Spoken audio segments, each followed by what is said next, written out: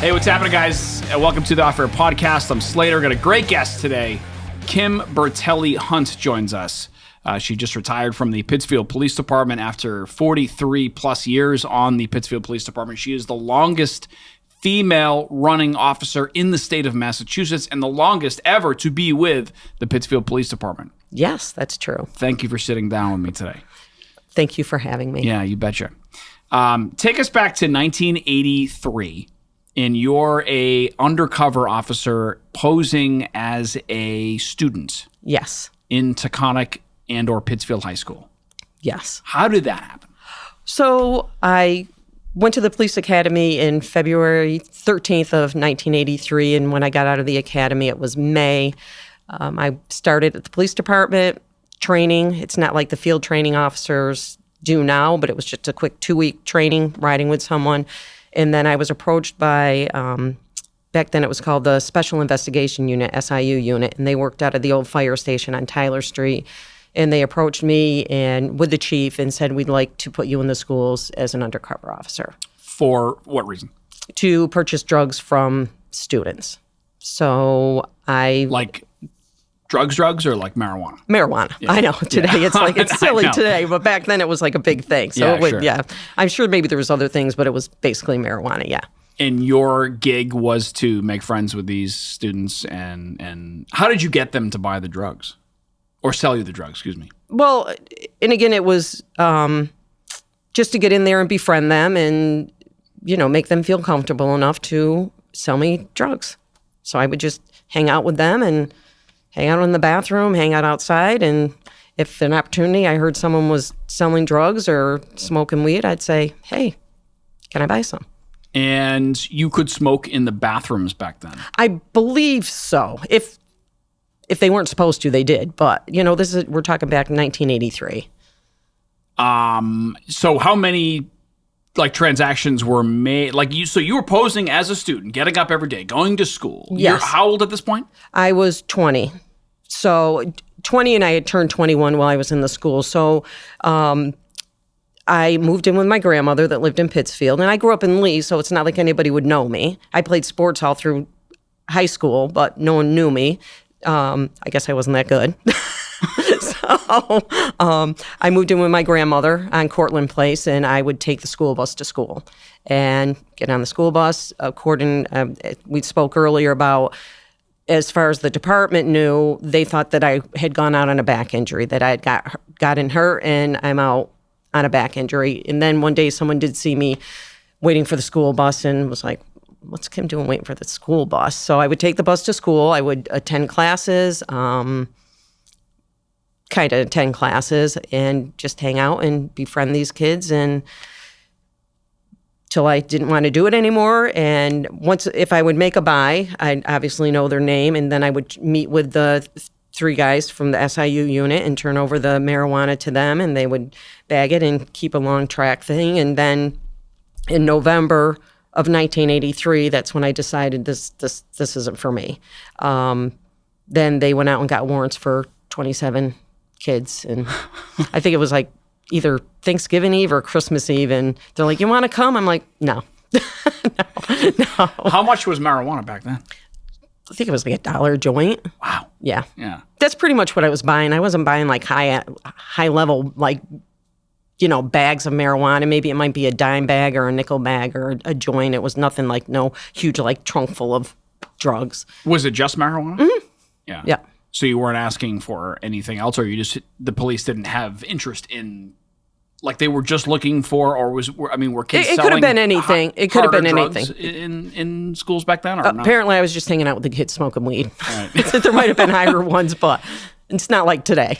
So you do this for 3 or 4 months, mm-hmm. and you're like, you have a attack of like conscious, like I can't do this anymore to these kids. Yeah, it's just not in my DNA. It's not my personality. If I make friends with you, it's to be friends with you. It's not to turn around and buy drugs from you and knowing in my head, oh my God, 2 months later, you're going to get arrested, and it's going to be because of me. And I get it. I was a police officer. It was my job, but you have to realize I'm a 20-year-old.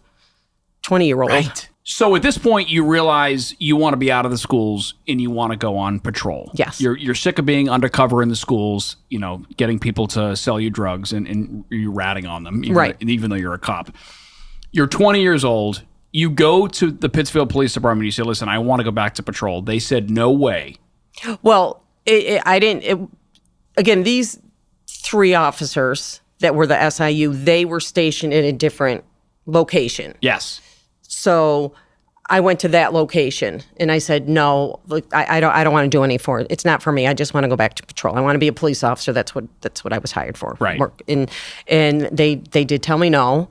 And they told me that if I didn't continue, that they would plant drugs in my car. So you're kidding. I'm serious. You had 3 officers tell you they were going to plant drugs in your car. Yeah, it wasn't all 3 of them. They were together, but it was one spokesperson. And you said? I didn't know what to say because, again, I'm 20. I don't want to, cause trouble. And so I went home. I had a conversation with my parents. And, my mom did call them. Your mother called? My mom. Your mother called? My mom. Your mom called the police office? Yes. Station. Called, not the station, but called these guys. And said what? Said, Kim's not doing it. She doesn't want to do it. She's not doing it. She's going to see the chief. And I went to see the chief. And again, you have to understand, they were doing their own thing.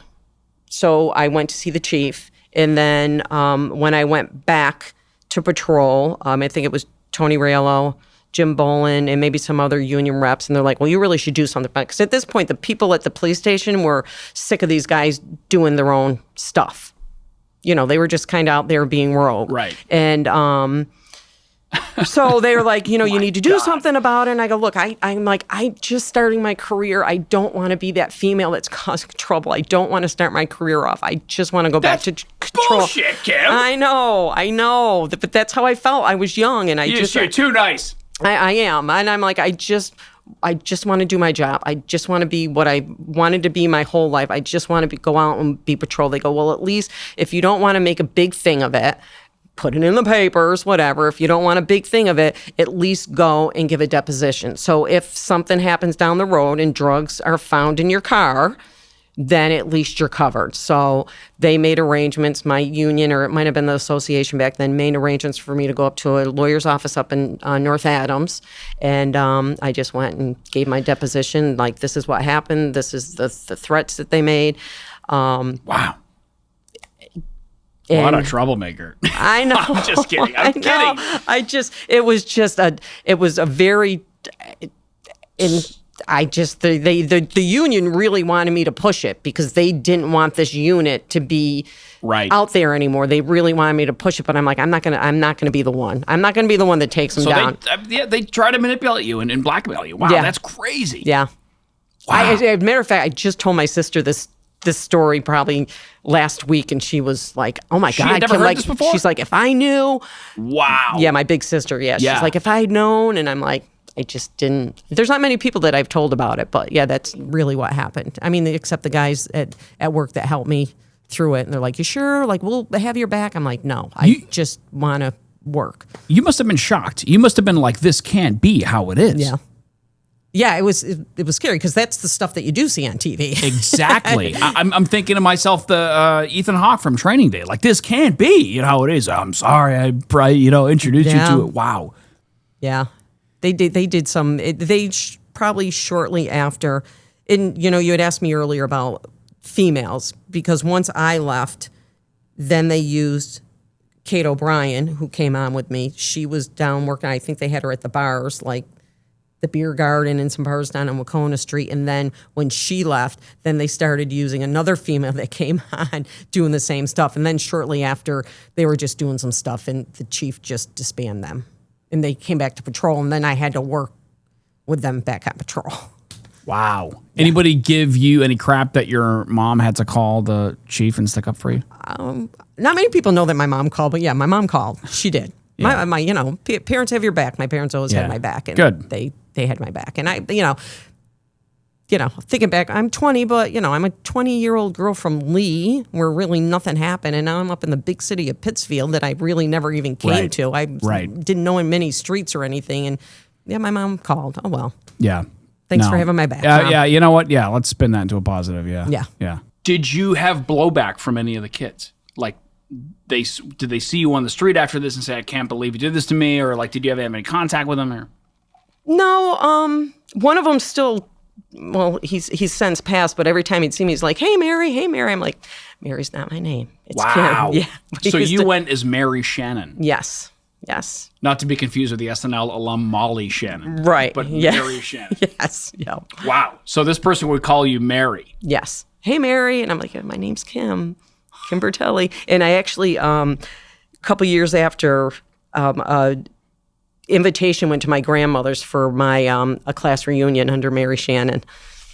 That's so I was enrolled. Like I went to the Waltham Police Academy. We got records from the Waltham School Department to ship here to Taconic and Pittsfield High, and I enrolled as a student. Now, did they ask you to do this because you were a female, or to have anything to do with it? I never asked. Probably because I was female and I was young. Yes.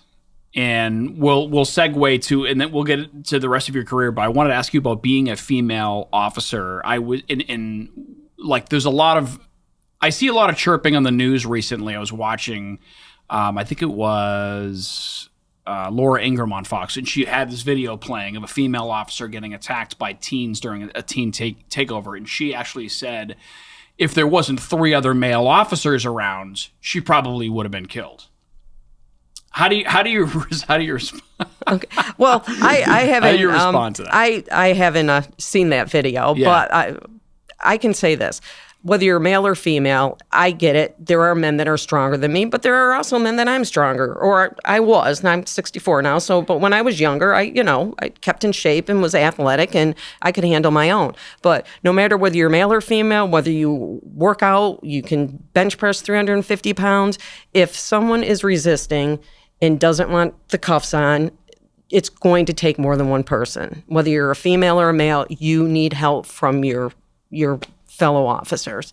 I agree. So I don't know where that's coming from. I guess I don't watch the news. Do you feel strongly against people who say things like that? Absolutely. Yeah. I believe. I would assume you would. Yeah. In this day and age, 2026, I mean, it has evolved. And, when I got on, there was, when I got hired back in 1983, there was an officer, a female officer on our department. And there was a big scandal with another male officer. So we were kind of, when I came on with Kate O'Brien and Julie Baker, we came on 3 females together. There hadn't been a female since that incident. So I think since then, police work has come a long way, especially involving females. And again, whether you're male or female, you need help no matter what. Can I just add this? Absolutely. A lot of police work isn't how strong you are. It's really how you communicate verbally, how you can handle a situation with your voice and how to handle it. Some part of it is muscle, but some of it is just how you communicate. Right. And I also read things like, well, in a situation where we can't take that chance, if it does ever get rough, we need how do the officers feel today? In terms of does it matter how strong you are? I mean, I know, Hegseth wants to do testosterone checks on people in the military and stuff. And I know that military and police aren't exactly the same, but it's kind of similar. So what was your question? How do the officers feel today about, are they encouraged? Is it a strong bond between male and female officers, or is there biases? Is there sort of are they encouraged to sign up, take civil service tests, all that stuff? Great. Yeah, and I think even when we got hired way back when, our department back in 1983 was a strong proponent in getting female officers on the police department. And I think it's only got, and it was good back then, but then I think it's only gotten better over the years. And I think it's just, like I said, it's not about strength. And you have to think, and I mentioned this to you earlier, back in 1983 when I got hired, we had a revolver, we had a blackjack, we had a flashlight, and we had our handcuffs. Now there's a lot of different tools for male and female officers. They have the tasers, they have the bowler wrap, they have less lethal weapons. So there's a lot more tools. We have our co-responders out there. So it's definitely evolved a lot for both male and female officers. So take us past 1983. You want to go, you want to leave the schools, and you want to do what? Patrol? Yes. Okay. What attracts you about that life? Patrol or just police in general? Patrol, police in general, anything. I mean, you want to. I think I saw a picture of you back in the day. They had the Mustangs. Did they have police? They did. Yeah. Yes. I had a Mustang. That's awesome. Yeah. Yeah. I don't know. I just think, as I told you earlier, I wanted to be a police officer since the 5th grade. It isn't something that I became an adult and said, oh, I think I'm going to become a police officer. This was my goal all through elementary school, through high school. This is what I want to do. And even though my guidance counselor was discouraging me and telling my parents that I'd be nothing but writing parking tickets, my parents are like, she can do what she wants to do, if this is what she wants. So this is something that I've wanted my whole life, and I think I like helping people. I don't like conflict, and I have a hard time sitting still. So I think going into police work, it's different every day. It's not the same thing every day. It's something different. You're responding to a domestic. You're, fingerprinting a kid. I used to do a lot of community policing, so it was just a different, and that's what I was looking for. So when you say you wanted to do this since 5 years old, what was this? Help people and help people in what way?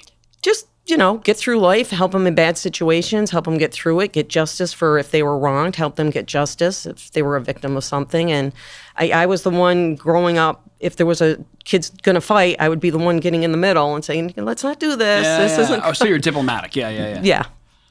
Because when I think of policing, I think of getting bad guys, apprehending bad people, putting them away, which I guess is flawed. Way to think of it, huh? Yeah, I never thought of it that way. Never. Really? Yeah, never, nothing. I want to no.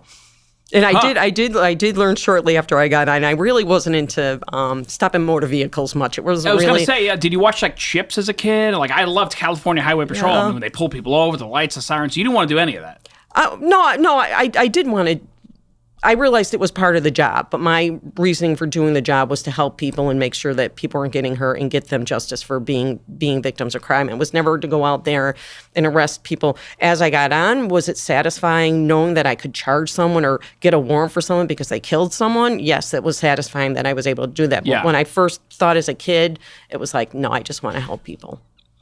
And what I meant by that was not go out and just snatch bad guys. What I meant was protect. Mm-hmm. People, I think, in general, just want to raise their families. They want to pay their taxes, and they want to feel safe. Yes. That's what I think most people in America want. And we need police to do that. Yes. You need a police force, dude. So when I see these, this democratic socialist movement coming out, and they're talking about abolishing prisons and abolishing police, and they're talking about most crimes are really crimes of poverty. And I mean, how can that be? I mean, how could you run a society without police? You can't. It wouldn't be a society. It would be complete chaos, and people would be. And here's the thing. I believe that the majority of people, whether it's Pittsfield, wherever, the majority, even when I was a school resource officer, it's the 4% of the kids that are being disruptive. It's the 4% of the people out here that are being the criminals, that are, wanting to hurt people, want to break into houses, want to rob a bank. It's 4%. The majority of the people want a society that there's rules and abide by them. And I do, and I agree with you. I think most people are good. Yes. Now, with that being said, have you ever sensed just pure evil in someone? When you approach someone, I mean, you were on the department 43 years. You've probably come across some hardened criminals in your day. Have you ever sensed just straight evil? No. Wow. No. That's And surprising, one of my duties also probably for the last 5 or 6 years was registering sex offenders and stuff. And some of the guys are like, how can you be so nice to them on the phone? It's like... Yeah, okay. So I'm not alone in questioning that, right? Right. No, you're not. Right. Yeah. So how long were you on patrol? I did patrol until I was approached to be a D.A.R.E officer. Okay. And so I, worked patrols. I worked all three shifts. I worked the midnight shift. Then once I got enough seniority, I went down to the second shift, 4 to midnight. Once I got enough seniority, I went down to days. And then there was one shift we used to have a swing shift. It was 6 to 2 in the morning. And myself and another female who no longer works at the police department, we did that shift. So it would cover. We would get a lot of calls. Roll call was happening. And so they said, well, if we have someone working 6 to 2, those 2 officers out on the street can handle those calls the change of shift. So I did that for a while. And then, 1989, I was approached by, he was a sergeant then, Riello. She's like, oh, I think you'd be a good D.A.R.E officer. And I'm like, I don't want to be a teacher. I didn't go to school to become a teacher. I want to be a police officer. And he's like, just give it a try. And what was the lesson back then to kids? This was Reagan era. This was Nancy Reagan. This is just say no. I mean, was there any further explanation? I feel like there's a lot more explanation now. It's like we were always told not to do drugs, but we never told kids that drugs actually feel good and you're probably going to like them. However, they will ruin your life, dude. Yeah, that's what I would say to kids. I would say, look, not everybody who chooses to take a drink becomes an alcoholic, but if you take that drink, you're opening up the door to become one because you have absolutely no control over it.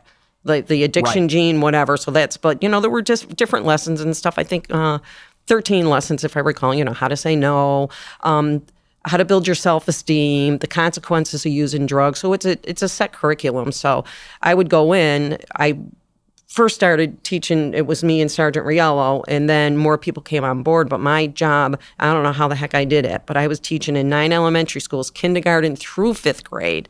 I was teaching 7 classes a day. I don't know how the heck I did it, but it's really one of the highlights of my career because we rolled the D.A.R.E program into a D.A.R.E summer camp with the high ropes and low ropes to, again, build confidence, communication, and other things that are going to help them make good choices in life. Let's talk about the most scary thing that ever happens on patrol. I think the question is the most dangerous moment, and how close did you come to not coming home, if at all? I'll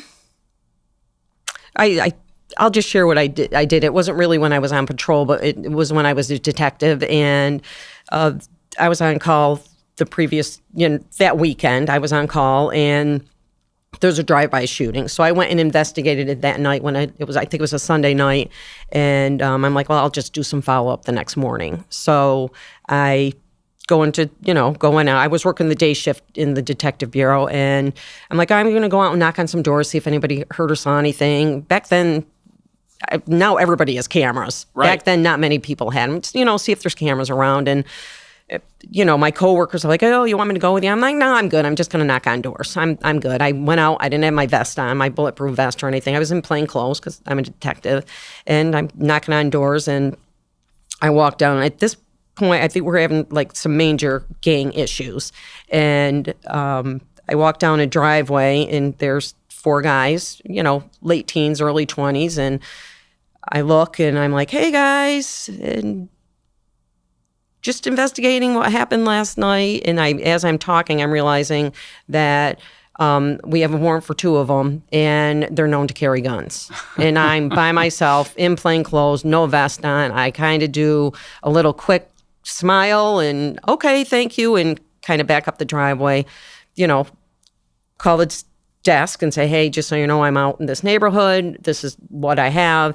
They sent Kip Steinman came by in the cruiser, and I explained to him, and he kind of locked down, kind of kept an eye on the house. And I went back, and we got warrants, and we were able to go in and arrest the 2 with warrants, and we did find a gun. So I made the right choice right there, not to go down and try to approach him by myself. Heart was all jacked up? Yes. Yeah. Did you identify yourself as a police officer? I don't think I did. When I kind of walked down and saw what it was, I kind of I can't just stand there and say nothing. So I just kind of just said, hey, I'm investigating. I didn't want to. And they're probably like, oh, look at that lady. And you were unarmed? No, I had my gun. Oh, you had your gun. But it was covered. It was covered Gotcha. It was covered under my clothes. So And at what point did you? All right, so you got no vest, and you're approaching the driveway, and you recognize these two guys who have active warrants for their arrest. And what did they say to you? Just nothing. Yeah, they were just like, yeah, we saw nothing, heard nothing. I'm like, okay, and I just kind of pedaled up the driveway and went and called it in. And that's when the Kim rule was made that no detective is allowed to leave without their vest on and with someone if you're going out to do follow-ups. This is an active rule right now within the Pittsfield Police Department? Well, it was a joke. It was a joke. The Kim rule, My captain at the time, Captain Trapani, was like, yes, we have the Kim rule. You can't, you need to have someone with you and you need to have your vest on. So then take us after that, you became, when did you become a detective? I became a detective. So I did D.A.R.E, and then there was open for school resource officer, right? So I became a school resource officer. And what that is basically, that's your beat.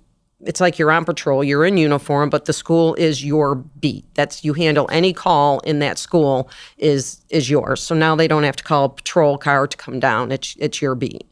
Anything happens. Where were you? I was at Herberg, and then at the time there was the alternate school at Hibbert School, they called it, on Newell Street, and the school resource officers each took a day down at the alternate school. So I did 4 days at Herberg and then 1 day at Hibbert School. And your job was to become friends with build relationships with the students. Build relationships, right. and those relationships that I built in the D.A.R.E program and as a school resource officer have helped me tremendous as a detective, because if I had to follow up on a call, people are like, I'll talk to Detective Bertelli because I had her in school, because they were familiar with me, they trusted me, and they knew, or I'll talk to you, but I just don't want to talk to you, but I will talk to you because I know you. So it helped a lot. And I think being in the schools, I hate it when I read and like, oh, they're in the schools and they make kids afraid. I've never had a kid afraid of me being in the schools. I've had, in the kids that I needed to deal with the most were the ones that came to me the most. Like, they'd be like, they need to come down, maybe I arrested them the day before, and the next day they're down in the office like I'm their best friend, because they knew I was going to hold them accountable for, sorry, I talk with my hands.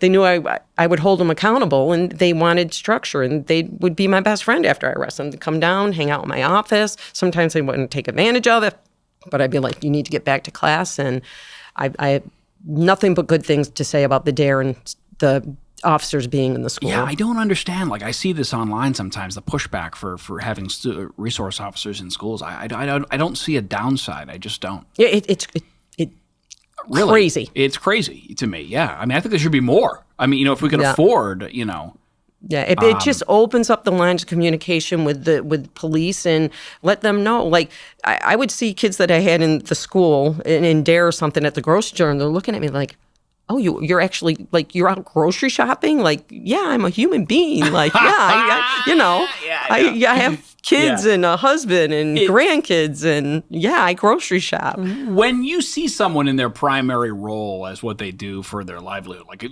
most of the time I'm used to seeing you in a uniform. Mm-hmm. Even like when I walked in here, I was like, oh yeah, that's right, it's not a uniform anymore. Or at Lamina Lake, with your vest on or something and stuff. But, so what was the worst thing that happened in the schools in terms of like where you needed? A lot. I mean, what has changed over the years from the 80s, 90s, 2000s, and to now? It'd be like a kid's being disrupted. The teacher will say, you need to leave the class. They would refuse to leave the class. They would try all avenues to get them to leave the class. Then it would be my job to come up and ask them to leave the class. And then, back then the laws were different with juveniles. You could arrest them, and it'd be like, look, just leave the school. Like, we'll call your parents. You don't want to be here. You don't want to listen. So you need to leave, or you're going to be arrested for trespassing. And sometimes I had arrested for trespassing. Other times it would be, kids getting in altercations, getting in fights in the middle of the hallway, getting in fights in the cafeteria, out on the playground. Kids, my first 2 weeks as a school resource officer, I'm leaving elementary school kids, and now I'm up with 6th, 7th, 8th graders that are way bigger than me, and I'm there by myself, and they're smoking, and I'm like, oh my God, what did I get myself into? And then I'm like, okay, I need to let them know that I'm in charge here. And, had some conflicts with them. But then again, they become my best friends. I'm chasing around the neighborhood saying, you can't smoke. You're not old enough to smoke. Yeah. What does that communication look like? What does that conversation look like when you hear and then you sort of break it down where there's a mutual respect? I mean, that's the talent, right? Yeah. Of the job. Very rarely in the schools did I ever have to raise my voice. And if I did, the kids took note. And I just remember one specific time, and it wasn't even anything that was really, there was a kid that was autistic, and this kid knew how to push the autistic kid's buttons. The kid that was autistic, his thing, he followed the rule. And this kid would just, he's doing this, trying to get the kid amped up. And I saw it happening. It was outside my office, and I just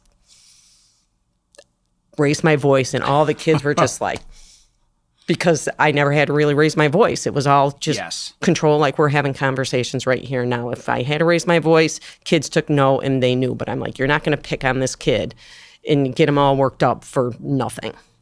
And yeah. When it's rare, it works, right? Like you don't, like if someone yells all the time, it loses that power. Exactly. Yes. And I have the same problem in, my house. I yell too much. So the kids, they don't listen. They don't care. They don't listen, right? He's just yelling. I know it, yeah. Were you a school resource officer when Columbine took place? No, I was doing D.A.R.E then. I remember because I was a trainer for the state. I would train other police officers to be D.A.R.E officers. And I was doing a training. I would also be a trainer for the state of New York as well.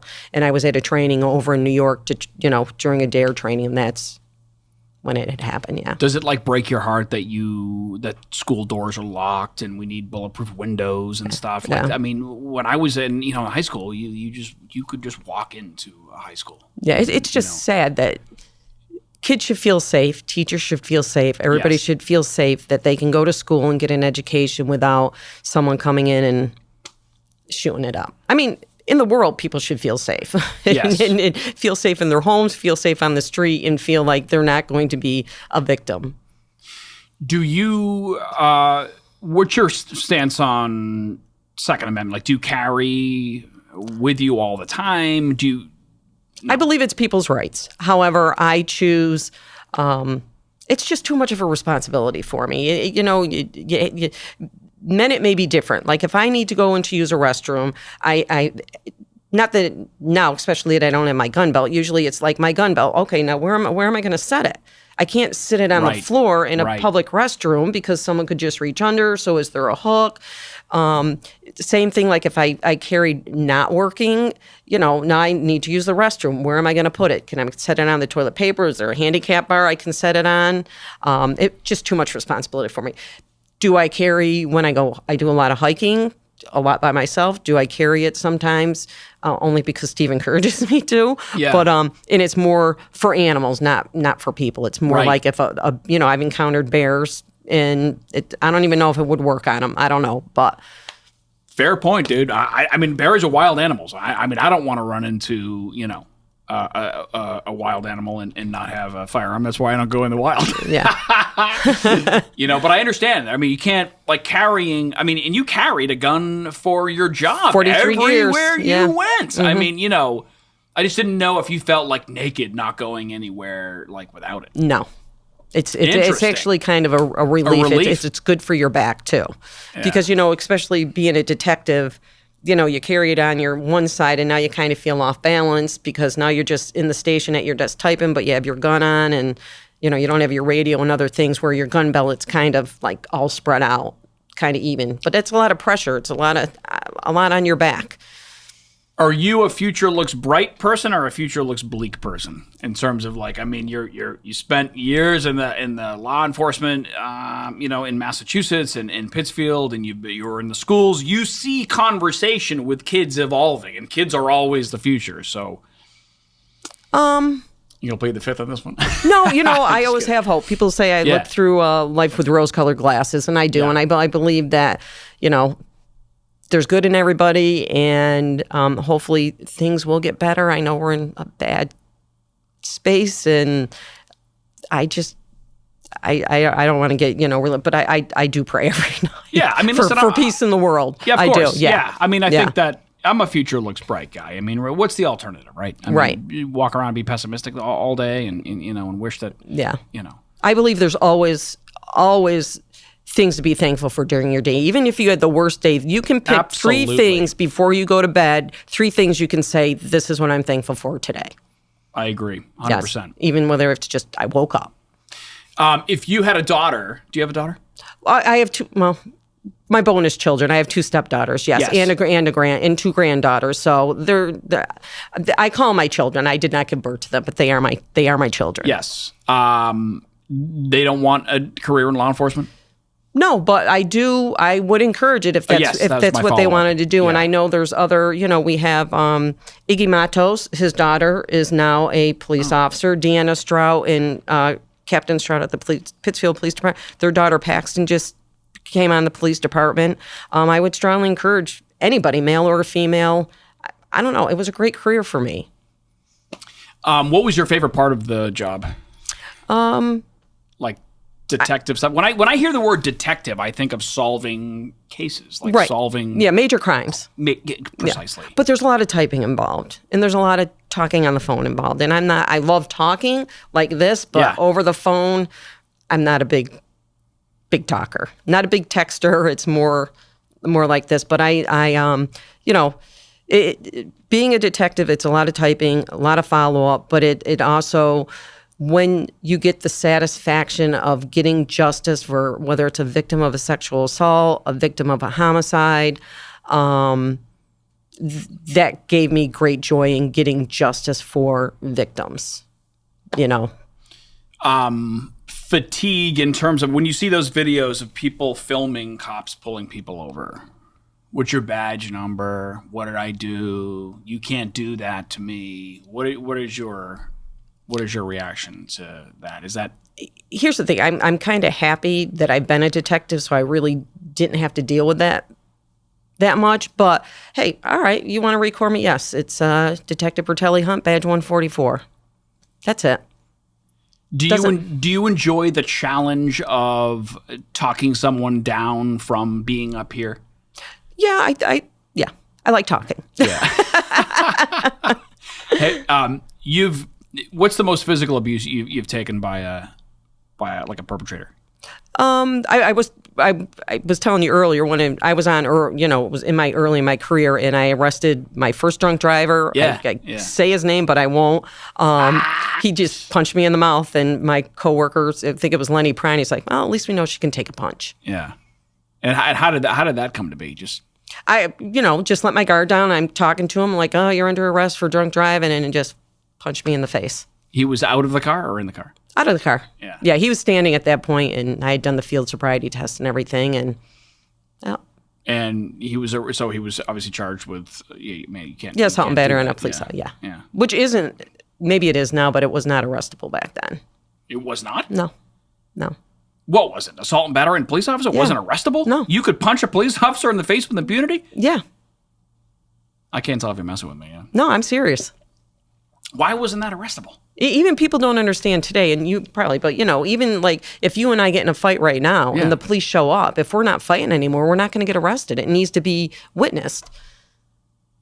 I can press charges against you. You can press charges against me, unless it's a domestic issue. So the other officer wasn't there? No. Okay. Gotcha. No, he was there. Okay.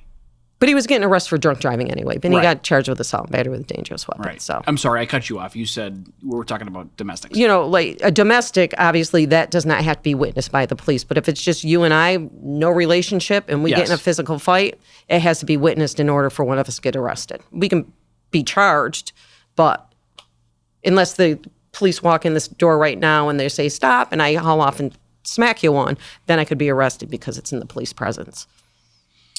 People don't understand that sometimes. Yes. Like you can't, so if someone says, well, he just hit me. Right. It's like, okay, well, you can go to court and file a complaint, or I could, file a complaint for you. But if it's a domestic, that's a different situation. In domestic is when they're in a relationship or they're just living together? In a relationship, we're in a relationship, family member. Gotcha. Like father, son. That changes the whole. So if two friends are fighting in a home, and I call the cops on my buddy because he just assaulted me, that does not. That the cop has to witness it. Yes. But yeah, I mean, he can be charged, but he's not going to get arrested. Gotcha. And people don't understand that. They show up and they want to arrest and they get all heated with the police because it's like, sorry, I can't. You know, I think a lot of people don't realize that a lot of times our hands are tied as police officers. Your hands are tied. Like we have to go by certain things. We can't just arrest someone because someone's saying arrest him or her. We have to have probable cause. And, you know, I have one thing that I do, you know, going out of my career, I do have one homicide. I know who did it, but I don't have enough probable cause to charge him. And it drives me crazy because I know he did it, but there's not enough PC, so he's out free. Wow. Yeah. How long ago was this? Well, I was detective, so probably within the last 12 years. So you know of an individual who committed a homicide, but you don't have enough evidence to charge him? Yep. Wow. Yeah. That's gotta suck, dude. Mm-hmm. Yeah. Yeah. Explain that to the family. That's the thing, because they know too. And it's how do you explain to this grieving mother that, yeah, I know, we know who did it, but we just don't, by law, we don't have enough to charge that person. Right. It's not what you know, it's what you can prove. Mm-hmm. I learned that from Training Day, Denzel Washington. It's not what you know, it's what you can prove. And I don't was go like, quoting movies. I love that. I know. People give me shit about that all the time. They're like, it's not like the movies, you know. You know, like, I love cop movies. I love cop shows. Are they way off? I mean, like, yeah, like crime way off? Yeah, like, you know, all that, you know, digital, like the face recognition and all that. Like, that's like, we don't have that stuff. Or right, you know, the crimes don't get solved in an hour, and it's a lot of work. You never see a detective on TV sitting there typing. It's a lot of typing. What's the most realistic cop movie you've ever seen? Cops. Yes, I love Cops. Yeah. I think I asked Chief Wynn that one time on the radio show on 95.9, and he was like, you know, he was very buttoned up, you know, his arms were folded and stuff, and I was just making a joke. I was just trying to, you know, like, you watch Cops all day? He was like, oh, well, I'll do that. Or I forget what he said, actually, but, yeah. I used to love Hill Street Blues. You probably don't know that show, but that was a great. No, I remember I can see it. Yeah. I can see it. I liked, Cops, the show Cops was great. Yeah. You know, I mean, now but I think a lot of the cops, if I'm going to watch cop stuff, it's on like YouTube. Yeah, I don't like police activity and stuff, and yeah, you don't. Yeah, you want rid of that, right? Yeah. What? Like, you don't want to be around cop and activity and all that stuff, or crime, or like. I mean, I do watch. I mean, I love like Chicago PD. I love that show, but you know where a lot of stuff they do is very shady, and you know, what's his name? He's always breaking the rules. Yeah, in real life, that it's not going to fly at the Pittsfield Police Department. It's just not going to fly. Maybe big, giant police departments, but you know that stuff's not going to fly there. You're not going to put someone in the cage, and you know you're not. You know, disposing of bodies or taking bribes. I'm not. I'm not saying that it doesn't happen, but I think it's very rarely. I think sometimes Hollywood portrays police in a negative light, that all these shady things are going on. And again, maybe in big police departments, but you know, Pittsfield Police Department. You know, I loved working for the police department. Great people there, and yeah. Do you feel compelled to change people's minds when people talk negative about police? Sometimes. Especially what drives me crazy, one of my pet peeves, is when you would walk by someone and there's a kid misbehaving. And you have the mom or dad go, if you don't behave, that police officer's going to arrest you. And I would tell kids when I taught them in the D.A.R.E program, and I go, look, you should listen to your parents. Or listen to the adults in your life, as long as they're not asking you to do something wrong or dangerous. I said, but you will not get arrested by the police or taken by the police if you are misbehaving. And sometimes I have corrected parents. I'm like, kids should feel safe to go to the police if they need help, not fear that they're going to get arrested by the police. And I would say to kids, you're only going to get arrested if you break the law.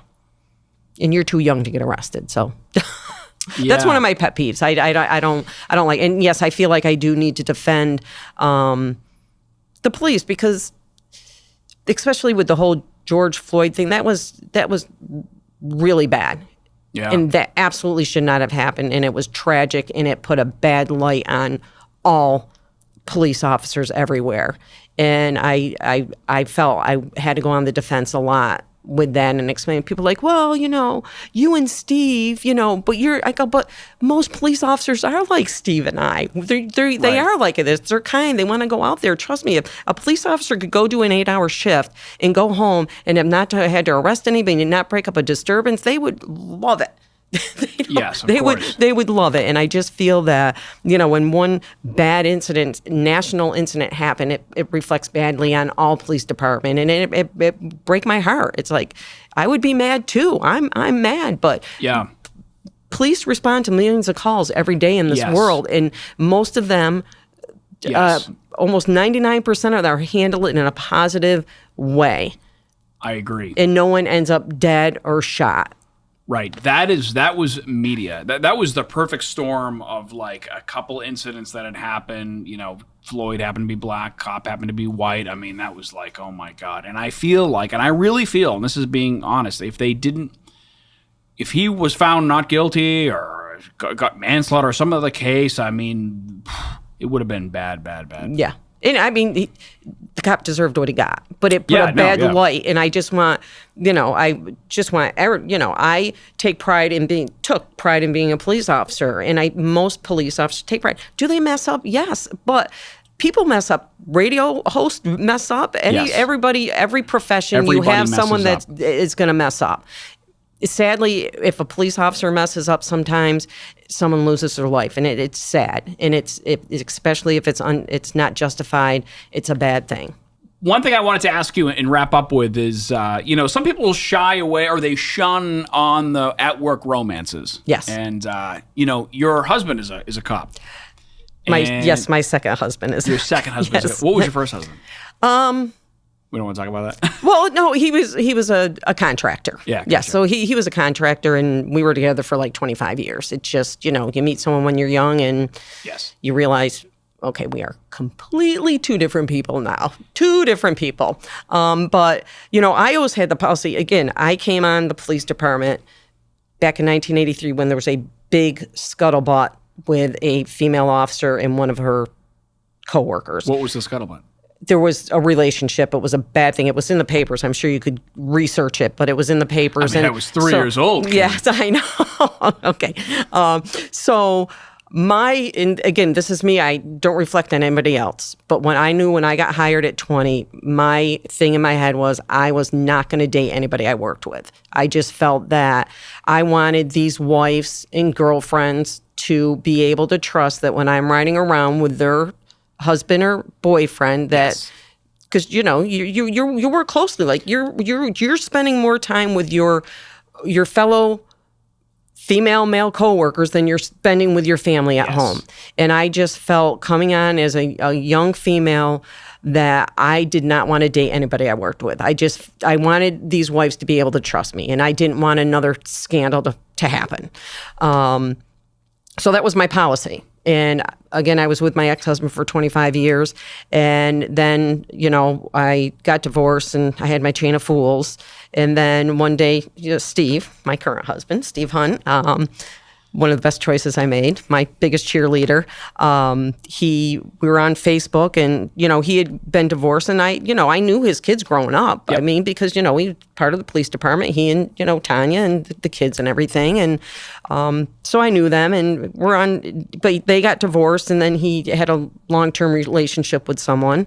And we're on Facebook one night, and he sends me a message, and he's like, oh, you want to go out for drinks? And I'm like, are you single? Because last I knew, he had a girlfriend. He's like, yeah, I'm single. I'm like, oh, all right. And so then I go to work and ask, one of my best friends, Diane, who's a fellow detective with me, and she's retiring soon in August, this month. I go, Steve asked me out, but, I got that policy, don't date people you work. She's like, won't say explicit what she said, but she's like, come on, Kim, like he's a great guy. Yeah.